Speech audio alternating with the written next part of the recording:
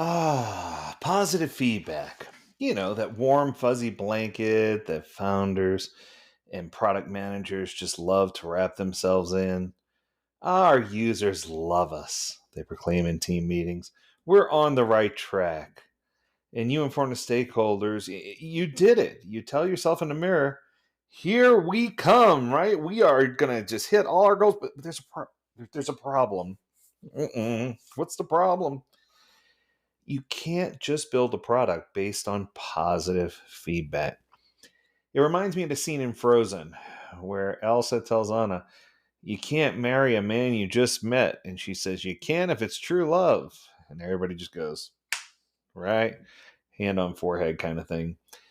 When I talk to customers, one of the things that I thrive on, and this is going to sound crazy, but hear me out, I thrive on negativity.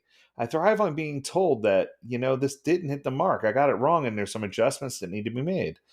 That maybe I made a poor decision regarding the product or an assumption that wasn't true. There's always something I could have done better. Call me a masochist, but I think the thing is, those are lumps, and those lumps I receive are going to help me build better products going forward. Positivity, on the other hand, is somewhat useless. I mean, I don't want to say it's completely useless because we can build on positivity and we can build on growth. But man, when you get somebody negative who just says, that's not it, it's like, whoa, holy crap, right? It forces you to reset. And I think that's where I want to be. And that's what I'm talking about. That's where it's at. So if that's true, right, you need to really understand.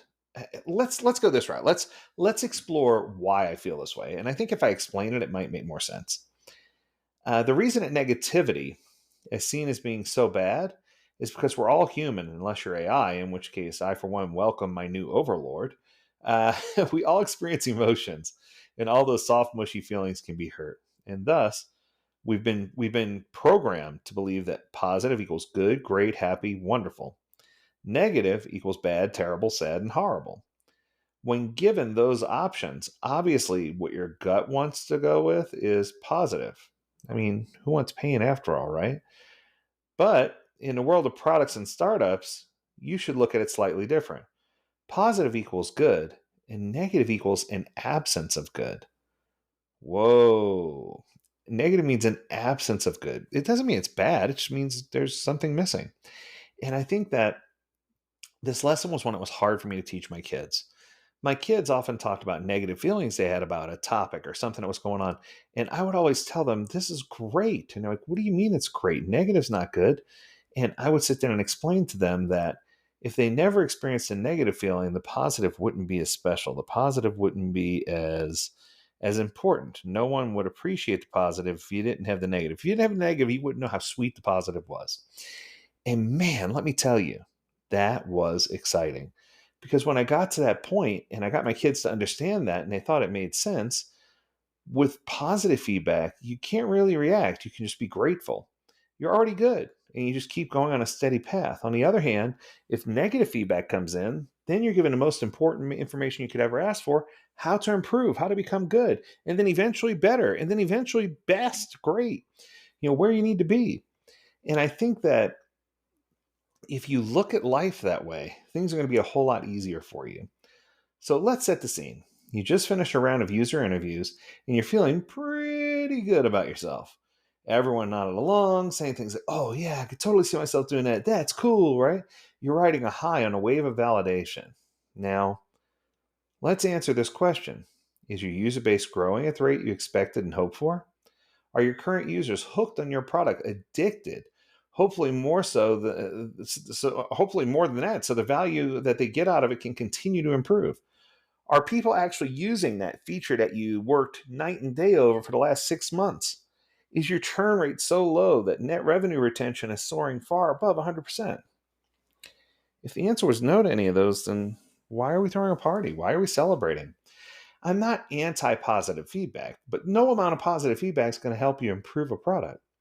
If everything is good, if we followed a Lego movie report, everything is awesome, then there's not a whole lot of room for improvement, is there? And if my instincts are right, things for the most part are never perfect, are they? There's always some room for improvement. So Positivity, in my opinion, has some trust issues. I hear your disagreement, but wait, you're saying, surely positive feedback means we're doing things right. Sorry to burst your bubble, but you can't always trust positivity. When people tell you they totally love your product as it is, you don't know if they really love it or not, or if they're really getting value out of it or not. Of course, there are other ways to find out. Um, you can dig in and you can get analytics, but analytics still isn't going to tell you everything that you need to know. So, are the users using your product? Are they really loving it and getting value out of it? Are they telling their friends and colleagues about it? The answer should be hopefully yes, but if it's not, don't look at it as the end of the world. You need to understand that people are sometimes polite. People don't want to hurt other people's feelings. Well, I guess some do, but thankfully that's more the rarity than the opposite. They'll nod and smile and tell you exactly what you want to hear because that's their thing. The sad thing is, they don't know that the thing you actually want to hear is how you can better solve their problems. That's the win you're looking for: value for them and success for your product. So, if you're trying to look for progress, right, negative feedback is going to be how to get there. The stuff that makes you want to curl up in a ball and question all of your life choices, or at least this product related ones, right? That's the meat and potatoes. That's the good stuff. That's where the gold is. That's where you learn about yourself and your product and everything else that's going on. Think about it.